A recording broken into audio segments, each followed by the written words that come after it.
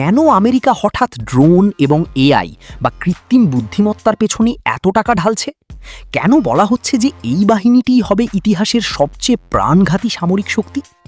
আজকের ভিডিওতে আমরা ফাঁস করব আমেরিকার এই গোপন প্রজেক্টের আদ্যোপান্ত। ডগ আসলে কি?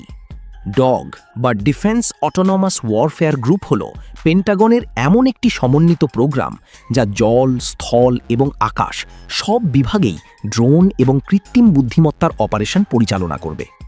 এটি কোনো সাধারণ বাহিনী নয়। এর কাজ হল আকাশপথের ড্রোন, সমুদ্রের তলদেশের রোবটযান এবং যুদ্ধক্ষেত্রের রোবোটিক সিস্টেমগুলোকে একটি কেন্দ্রীয় এআই সফটওয়্যারের মাধ্যমে নিয়ন্ত্রণ করা।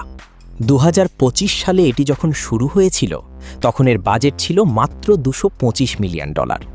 কিন্তু এক বছরের মাথায় এর বাজেট 24,000% বৃদ্ধি পেয়ে $54 বিলিয়ন পৌঁছেছে। এটি এখন ইউএস মেরিন কর্পসের চেয়েও বেশি বাজেট নিয়ে কাজ করছে।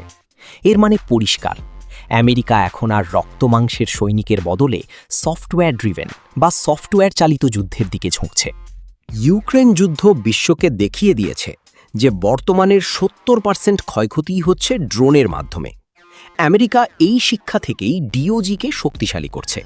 এর মূল লক্ষ্য হল ইন্টেলিজেন্ট সোয়ার্ম তৈরি করা, অর্থাৎ হাজার হাজার ড্রোন একসাথে উড়বে, কিন্তু সেগুলোকে মানুষ নয় বরং এআই নিয়ন্ত্রণ করবে।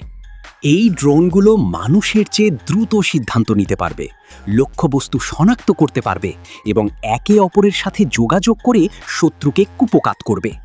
একে বলা হয় মেশিন স্পিড ওয়ারফেয়ার, যেখানে সেকেন্ডের কয়েক ভাগের মধ্যে যুদ্ধ জয়ের সিদ্ধান্ত নেওয়া হবে। কেন এটি রাশিয়ার চেয়েও ভয়ঙ্কর?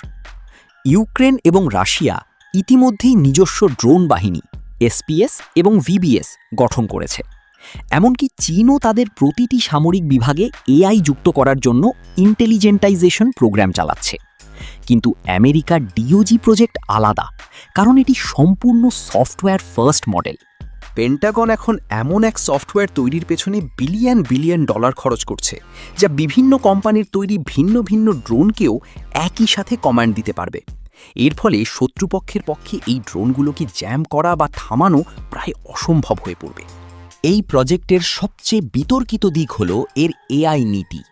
এতদিন মনে করা হতো এআই ড্রোনের ওপর মানুষের নিয়ন্ত্রণ থাকতে হবে, কিন্তু ডিওজি এর নতুন কৌশলে এআইকে স্বাধীনভাবে সিদ্ধান্ত নেওয়ার ক্ষমতা দেওয়া হচ্ছে। এমনকি তারা এমন কোম্পানিগুলোর সাথে কাজ করছে যারা এআই এর ওপর কোনো নৈতিক বা আইডিওলজিক্যাল বিধিনিষেধ মানতে রাজি নয়।